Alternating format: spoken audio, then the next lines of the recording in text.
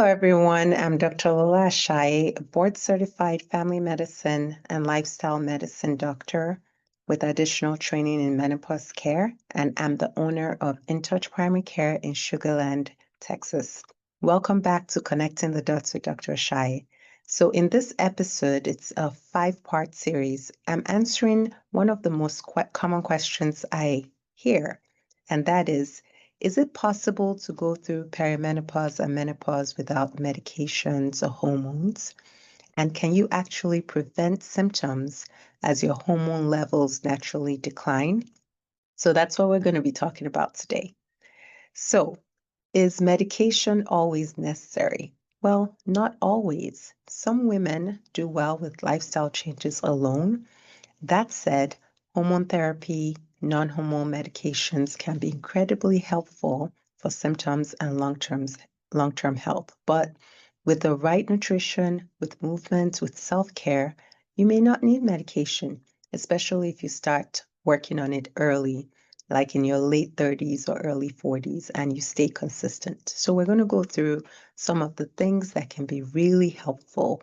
So if you have not already, go ahead and subscribe, share, like, take a moment to, help somebody else that may not have heard this information, and it can be truly, really, really helpful for them. So please take a moment to share this episode, like, comment, and do whatever it takes to help more people learn about this information.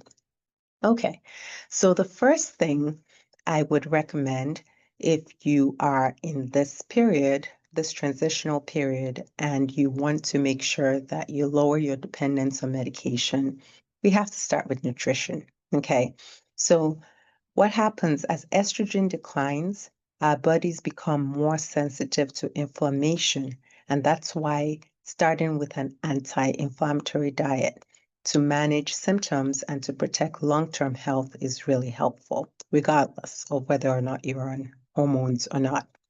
So the first thing will be in terms of an anti-inflammatory diet. What does that mean? Well, it means you're incorporating healthy fats. So healthy fats will be cooking with olive oil instead of avocado oil, eating avocados, walnuts, those are healthy fats. It could be oily fish, adding oily fish like salmon, which is rich in omega-3 fatty acids. It could be adding antioxidants, rich fruits and vegetables. So you want color. The more color, the better with fruits and vegetables. So you want to diversify a little bit, not eating the same fruits and vegetables all the time. You want to have a variety. And then fiber. So for fiber, you want to aim for 25 grams per day, and you want to try to get them from whole foods as much as possible. So what is 25 grams of fiber, for example? For example, that could be you have 1 cup of beans that day. Maybe you have that for dinner. Maybe you have an apple with your breakfast, and maybe you have oats for breakfast. That'll give you 4 grams. The beans will give you about 15 grams of fiber. And then maybe you have broccoli with your lunch. Whatever you have for lunch, you add on broccoli. That'll give you another 5 grams. And then you add some berries. Maybe you add berries to your oatmeal, or you just eat the berries, and you get to 25 grams. So if you're trying to incorporate these types of foods into your diet, you can get 25 grams of fiber that day. Okay, so you can try doing that most days, and that would help. In addition to the things we talked about, the healthy fats, the oily fish, the antioxidant-rich foods, and then the fiber.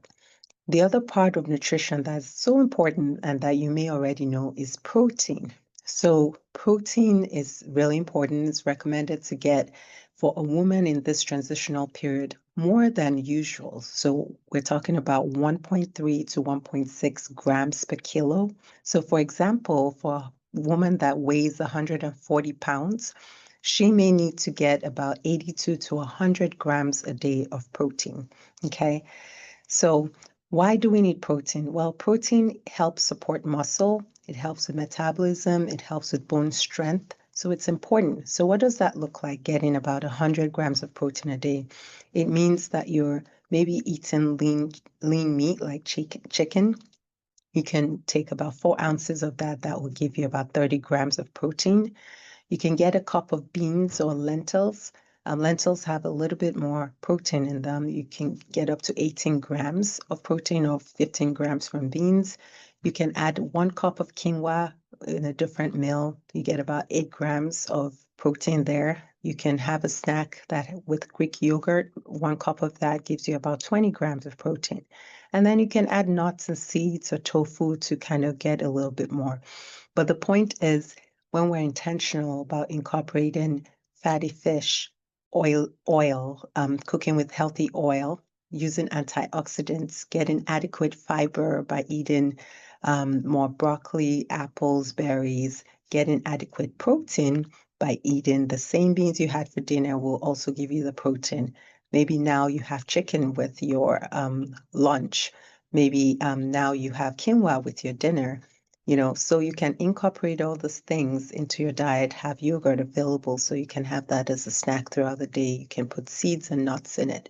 But by eating like this, you're getting the protein, which helps make you feel full so that you're less likely to eat too much. It stabilizes your blood sugar, and all that together helps to lower that weight gain that a lot of people experience during this transition.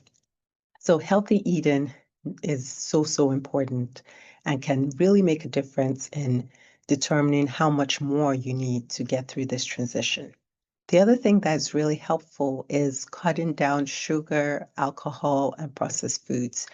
So these are actually inflammatory triggers. Trying to limit added sugar to under 25 grams per day, cutting back on processed snacks. So processed foods, anything that you can't recognize. So if you pick up a package and you look on the back at the label, and a lot of the things on the label you can't pronounce, well, that tells you that what you're eating is chemicals, because food should be easy, recognizable. You should know what is in the food. Sugary drinks will very easy to get a lot of sugar by drinking things because you can down it so quickly, and you can get a lot of sugar at once, which will spike your blood sugar. And alcohol, they can actually worsen hot flashes. They can make sleep harder to achieve, restful sleep harder to achieve, and they can cause mood swings when you're eating a lot of sugar and processed foods. So by avoiding these things, you're protecting your heart and you're also reducing your risk of diabetes. So it's certainly worth it to really work on lowering the intake. And people ask about alcohol. Yeah, alcohol can initially make people feel relaxed, but it actually is a sleep disruptor. So you definitely want to limit alcohol. And more we're finding that it doesn't necessarily, it's not helpful for health as we used to think before. Exercise. So we can't talk about this without talking about exercise, right? Because the strength training and aerobic exercise are so helpful. Strength training helps keeping the bones strong, which is a big deal with people going through a transition because estrogen supports bone health. And when estrogen levels decline, a lot of people lose bone, and that can cause them to be at risk for osteoporosis, which causes them to be at risk for fractures that can be very, very, very problematic as they get older. So keeping our bones strong is a very, very important goal for all women, especially. And we can do this by strength training, and starting early is helpful. So an example strength training schedule could be twice a week. You can do dumbbell squats for like 2 minutes, followed by push-ups for like a minute. And then you can do dumbbell rows for about 2 minutes. You could do lunges for 1 minute. You can repeat it twice. And you just need to do this 2 to 3 times a week. So as you can tell, that wasn't a lot. That was like in 10 minutes, you can do a good routine of strength training. You could do more if you need to, but you don't need to, it doesn't have to be a lot. It just needs to be consistent for it to be effective. And you want to add about 150 minutes per week of aerobic activity. So that could be 30 minutes every 5 days a week of being on a treadmill or walking or cycling or swimming or dancing or whatever you enjoy. But doing it consistently again is the key. Okay. The other thing that is helpful to lower the risk of menopausal symptoms, also to improve long-term health as women go through this transition, is mental health and sleep hygiene. So sleep and stress are often overlooked, but they are just as important, sometimes even the thing I'd like to work on first because they drive everything else. So when you're not sleeping well or when you're stressed, it's harder to eat healthy, it's harder to exercise. So a lot of times we will start with this, and they're often overlooked.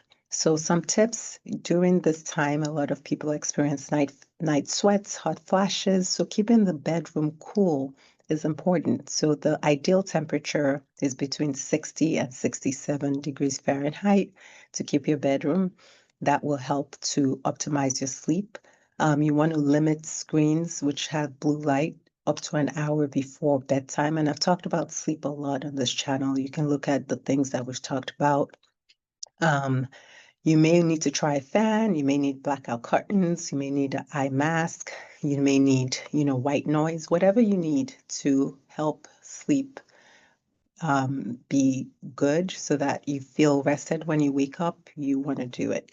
You can have a wind down routine, a warm shower can be helpful, journaling, and some people may need to add supplements like magnesium or melatonin to help with relaxation. So you can use a sleep tracker to identify certain patterns that can be helpful as well. Okay, so sleep is so helpful. It protects your mood. It helps with memory because when you sleep, that's when your body cleans out the brain. So it's really important to get good restful sleep. It helps to strengthen your immune system and it helps your hormones to be well balanced. So sleep, sleep, sleep, very important. And then you can add supplements. So supplements, you cannot supplement your way to good health. It would not replace any of the good habits that we talked about, but it can certainly fill in the gaps. So there are some basic ones that many people will benefit from. With supplements, the source is so important. Not all supplements are created the same. You want to make sure you're getting a source that has been verified. I've talked about supplements a lot on this channel as well. You can look at our previous episodes about how to choose the right supplements.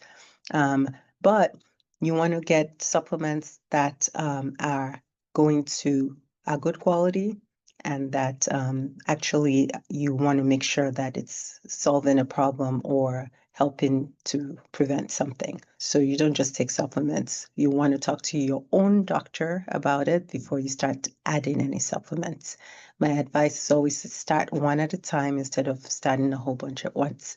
Okay, so supplements. Omega-3 fatty acids, about 2 grams per day. It can be helpful. It supports brain, heart health, and reduces inflammation. You can find it in fish oil or algae-based products. Vitamin D3, you want to make sure you have K2 with that. I usually will recommend about 5,000 units per day, depending on what the person's vitamin D level is. Very helpful for bone health, immune function, and for mood. And what K2 does, it guides the vitamin D and calcium into the bones instead of the arteries. So it's important to make sure you're using a supplement that has the K2 in it. And creatine can be helpful as well. 5 grams per day can be helpful for muscle strength, cognitive support, and metabolism. And it's can be used safely for many women. Again, you need to check with your doctor. And some people, it's hard for them to get fiber. Maybe they have abdominal symptoms that make it difficult to eat foods that have high fiber. Well, you can get it from a supplement, and it does help with digestion. It helps with blood sugar control, with cholesterol. So you can get a fiber supplement to help with that. Again, supplements are in addition. So I know a lot of people like to jump to supplements, but it actually should just be added to a healthy start.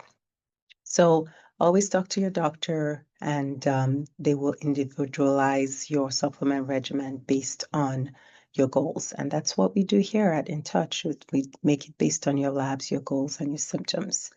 All right, so in summary, first thing, nutrition. You want to do an anti-inflammatory diet that includes adequate fiber, 25 grams, 82 to 100 grams of protein per day. You want to move. You want to do about 150 minutes of aerobic exercise every week. You also want to add resistance training, which will be 2 to 3 times a week. You also want to sleep and make sure you lower your stress levels. You want to reduce your sugar and alcohol and processed food intake. And then you may need to supplement with omega-3, vitamin D with K2, creatine, or fiber if needed. So these are ways that you can naturally support your heart, manage your weight, support your brain, your bone, while you go through this menopause transition. So every woman's journey is different, but you really don't have to guess your way through this process. And that's what we help you do at InTouch Primary Care. We take the whole person, we take a preventative approach to menopause. So you feel confident, you feel clear, you feel strong, and without unnecessary medications. So thanks for watching. Be sure to subscribe, share this with a friend, and visit us at intouchprimarycare.com for more information or to book your personalized menopause consultation. We'll love to walk you through this journey. Thank you.